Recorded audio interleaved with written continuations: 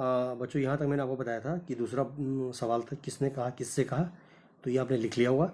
और अगर आपने नहीं लिखा है तो ये आप इसको लिख लीजिए। यहाँ आपने रफ़े लिखिए, घर पे आप इसको अच्छी तरह से फेयर कर सकते हो, ठीक है, साफ़ सुथरा अच्छी राइटिंग में, गंदा नहीं होना चाहिए, ठीक है, अच्छी तरह से समझ कर। और इसका तीसरा भाग है, एक पैराग्राफ है, एक गद्यांश है, जैसे उस पर लिखा हुआ है कि नीचे दिए गए गद्यांश को पढ़िए और उस पर आधारित, उस पर डिपेंड जो प्रश्न है उन प्रश्नों के आपने उत्तर लिखना है, जैसे आपकी किताब में है, ये देखो यहाँ लिखा है, ठीक है। गद्यांश को पढ़ना है और पढ़कर उस पर आधारित नीचे जो प्रश्न दिए हुए 4, ठीक है, इन प्रश्नों को पढ़कर इन्हीं पैराग्राफ में से, इन्हीं गद्यांश में से उसके उत्तर आपने लिख देना है, ठीक है। अब आ जाइए कॉपी पर, यहाँ इसका उत्तर है। तो गद्यांश का पहला प्रश्न है, राहुल ने क्या देखा था? इसका उत्तर है, राहुल ने ऑलिव रिडले। ऑलिव रिडले जो होता है वो कछुओं की एक जाति होती है, एक ब्रीड होती है, ठीक है ना। राहुल ने ऑलिव रिडले नाम के कछुए समुद्र तट पर देखे थे। सोमेन के अनुसार राहुल भाग्यशाली क्यों था? सोमेन को ऐसा क्यों लगा कि राहुल बहुत ही लकी है, बहुत ही खुशकिस्मत है?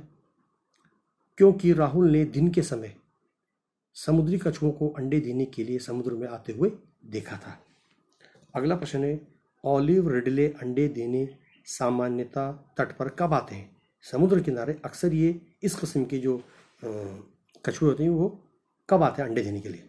तो ऑलिव रिडले नाम के जो कछुए होते हैं अंडे देने सामान्यतः अक्सर सूर्यास्त से पहले, सूर्यास्त का मतलब होता है सूरज छिपने से पहले वो समुद्र तट पर अंडे देने आते हैं, ठीक है।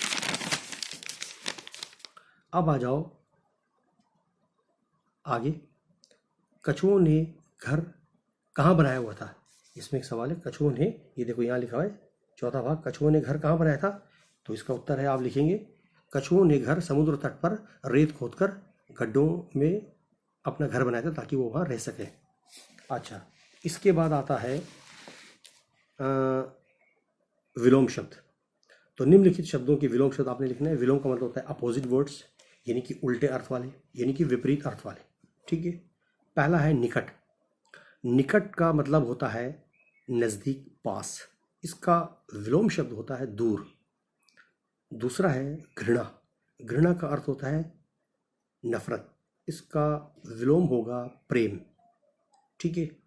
तीसरा है सुंदर। सुंदर माने खूबसूरत, और इसका विलोम यानी कि अपोजिट शब्द बनेगा बदसूरत, भद्दा। चौथा है अधिक। अधिक का विलोम शब्द होगा कम। अगला है सुरक्षित। सुरक्षित का विलोम शब्द बनेगा असुरक्षित। विश्वास का विलोम शब्द होता है अविश्वास। शांति का विलोम शब्द बनेगा अशांति। और सौभाग्य का विलोम शब्द होगा दुर्भाग्य। और आखिरी है कृतज्ञ। कृतज्ञ मतलब होता है उपकारी, यानी किसी पर उपकार किया हुआ है। और कृतज्ञ का मतलब होता है जो उस उपकार को, उस नेक काम को न माने, यानी कि उसे ये कहे कि इसमें कोई एहसान नहीं है, यानी कि हम उसको कह सकते हैं उर्दू में एहसान फरामोश, ठीक है। तो ये सारे काम हैं, अच्छी तरह से कर लीजिए, ठीक है। समझ में नहीं आया आप पूछ सकते हो। बहुत बहुत धन्यवाद आपका।